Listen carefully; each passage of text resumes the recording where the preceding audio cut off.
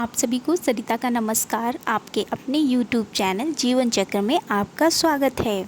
आज मैं लेके आई हूँ पितृपक्ष के दौरान मातृ नवमी का क्या महत्व है और वह कब पड़ रही है और उसे हमें कैसे करना चाहिए। इस साल शनिवार 7 अक्टूबर 2023 को मातृ नवमी पड़ रही है। मातृ नवमी प्रारंभ होगी 7 अक्टूबर को सुबह 8:08 से और समापन होगा 8 अक्टूबर को 10:12 तक।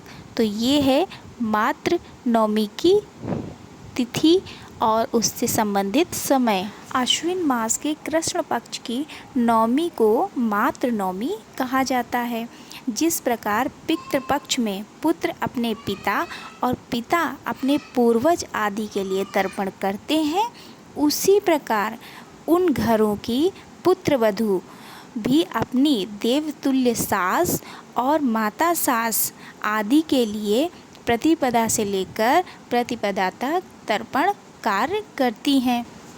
नवमी के दिन महिलाएं आत्म शांति के लिए देवी माँ और सास को ब्राह्मण को दान देकर उन्हें संतुष्ट करती हैं।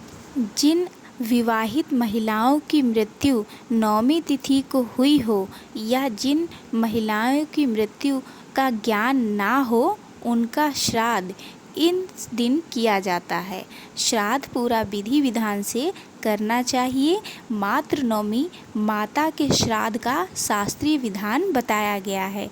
इस दिन पुत्र वधू सुहागिन महिलाओं को और बुजुर्ग महिलाओं को या फिर कन्याओं को भोजन कराती हैं।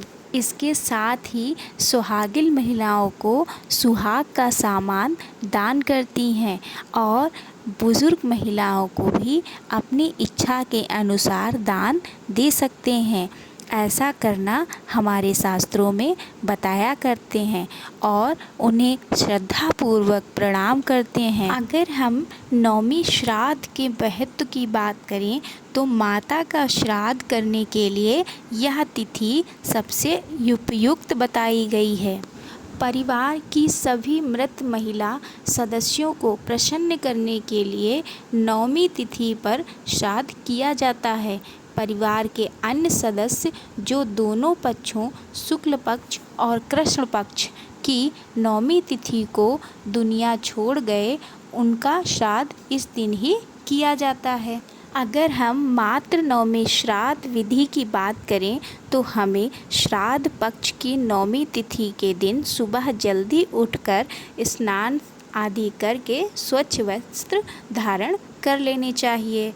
यदि आप यह विधि घर पर कर रहे हैं तो घर के दक्षिण दिशा में एक चौकी रखकर उस पर सफ़ेद रंग का वस्त्र या आसन बिछा लें। फिर उस चौकी पर मृत महिला की फ़ोटो रखकर उस पर फूल माला चढ़ाएं। उसके उपरांत उनके समक्ष काले तिल का दीपक जलाएं।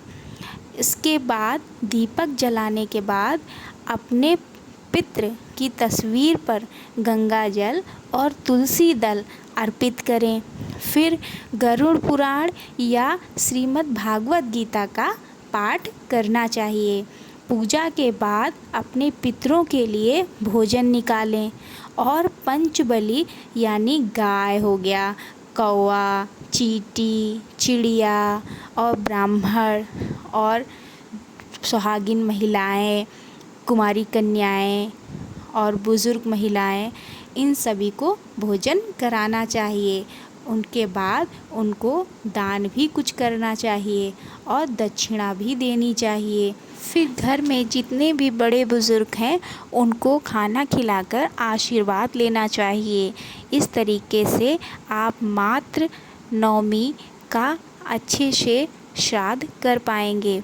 ये थी छोटी सी जानकारी। धन्यवाद।